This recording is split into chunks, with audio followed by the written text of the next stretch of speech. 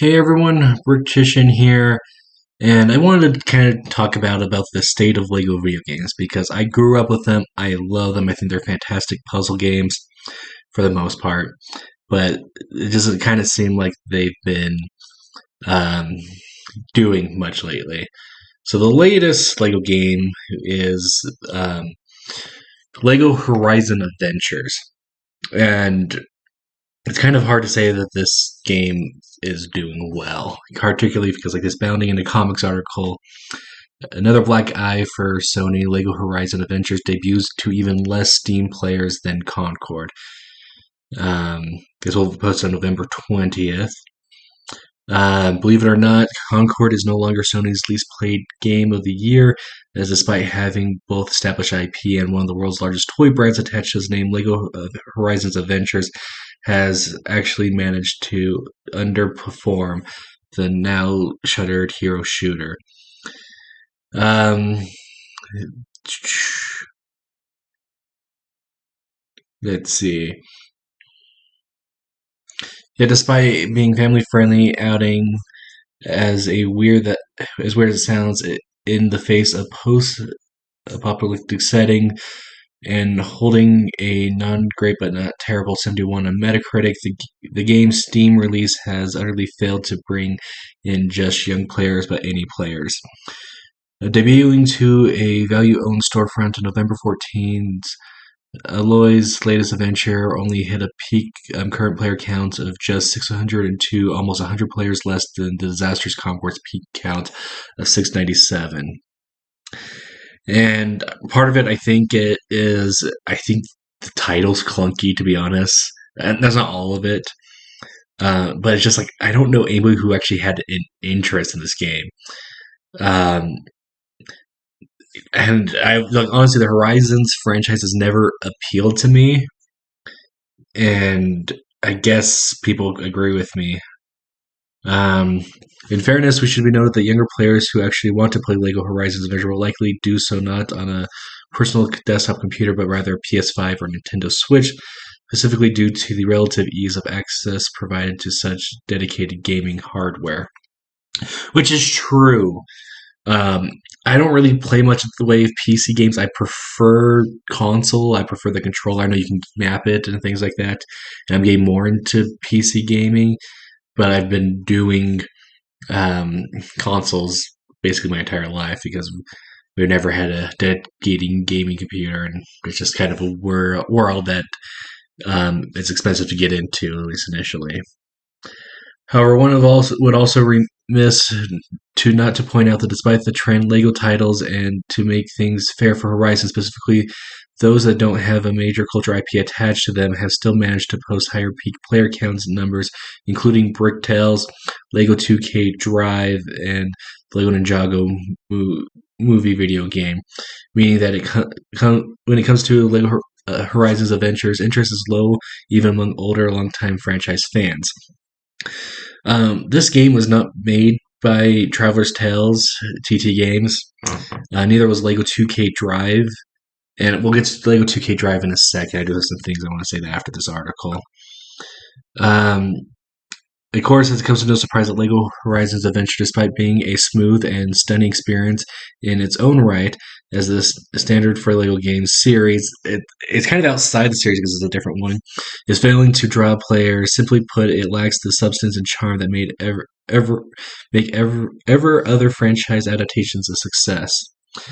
For instance, Lego Batman and Lego Star Wars games are filled with numerous characters who have had a strong impact on pop culture. In contrast, Horizon's characters and world just don't have the same cultural recognition. And while Aloy and her fellow playable characters, of which there are only three others, but that's a whole separate issue, are a lovable group of well-designed protagonists, that they all lack the kind of rich backstories that lend themselves to humor. Left with little to work with, the game's writers had no other choice but to just invent humorous personality traits for everyone out of thin air. Like newfound love of pickle sandwiches, Sally's transformation into a DJ, or Rin's bizarre obsession with donuts. So, kind of food-based humor for two of the characters. As a result, the game feels less playful, subversive, and self-referential, and more so random. Sony's price tag for Lego Horizons has also likely played a part in repelling players away at $60 US or 70 euro. The game has notably more expensive than other Lego titles such as Lego Harry Potter Collection, which priced at $40. Well, that was a re-release of two previous games and features a content with full entries, with many other Lego games falling within $10 to $50 range. They always get released at $50 and then they go down like any other game, or that's what they used to. This is the Traveler Tales one. Aloy's Adventures, which clocks in at a runtime just under 10 hours and offers minimal replayability, feels far too overpriced for the amount of content it offers. 10 hours. Wow, that's like I could basically each Lego game used to take me to the next one, and it was kind of with limitation of how much my parents would actually allow me to play at a time. And further compounding Lego Horizons Adventures problems, there are also the fact that Sony hasn't given up on their plan to require PlayStation Network accounts for all their games, which not only turns players off their titles but also bars the sale of more than 160 countries. Yeah, that's going to be that's going to hurt. So far, Sony's fall season has been one to forget. Concord was shut down only 2 weeks after its disastrous launch. Astrobot, while it achieves critical success and has earned a GOTY nomination, barely managed to sell 1 million copies, and the remastered Until Dawn disappointed even its biggest fans. And sadly, Lego Horizons Adventures looks to be continuing the company's losing streak. Now, I think part of the kind of side tangent here, Astrobot, I think part of it is exclusive to PlayStation 5. And I don't know many people. I only know one person actually has a PlayStation 5, and most people I know who are gamers haven't jumped to the next console. So maybe, I don't know if Astrobot's on Steam, but it'd probably do a lot better if it was on Steam. As a franchise, Horizon has sold 3 million copies, so it's not surprising that Sony chose to test the Lego adaptation waters with an entry centered on Aloy. But but be that it may, Lego Horizons is shaping to be another title in Sony's catalog that will fail to meet expectations. Yeah, so a little bit of a shame there. I do really want good Lego games. Now, jumping over to Lego 2K Drive, the previous Lego game release. So, going to their official site here.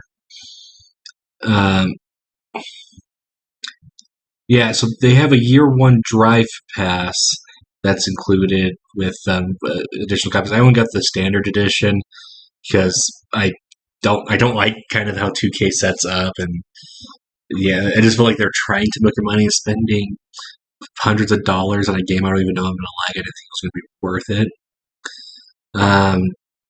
But I don't think that they have actually done anything for a year or two, and so I was like, what? So I think this game is kind of done for, to be honest. So I don't think it did as well as 2K would have hoped it would, and which is kind of a shame. The game's fun, but I don't think it's fun enough, and I can see why it died, to be honest, if it is dead. Because I don't think they're making any new content for it. I haven't heard anything about it, at least. Now, the previous Lego game makers, starting with Lego Star Wars and kind of going on up until 2K Drive here, was Traveler's Tales, and their website has been dormant for the longest time. Only recently, with the Lego Harry Potter collection being re-released, and so this is re-release of a re-release because they updated the graphics of a combination game of featuring two other games that are, and so it's just like, okay, so you remastered this, and that's what you've done. Last thing you've done since the Skywalker Saga release. And it kind of seems like, okay, the October 9th, April 5th, like, well, no, you know that Lego Star Wars, the Skywalker Saga, did not release this year. Um, I think it's 2 years old now. Let me just confirm. Yeah, April 5th, 2022. So, and it's 2024. So, yeah, the game's 2 years old. And so that's a huge gap in between the time of the Lego Harry Potter collection being released on October 9th and um, April 5th, 2022. So the site has been dormant. And only recently they changed the banner up here on their website. I've actually come in to look at their website, see if there's anything new, hinting that they're making any future Lego games.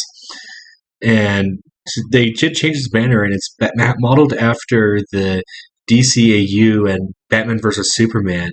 So is that the next Lego? And I don't remember these characters like being front and center of a Lego game. Like I guess it could have been Lego DC supervillains, but yeah, they weren't front and center. This wasn't this version of Lex Luthor.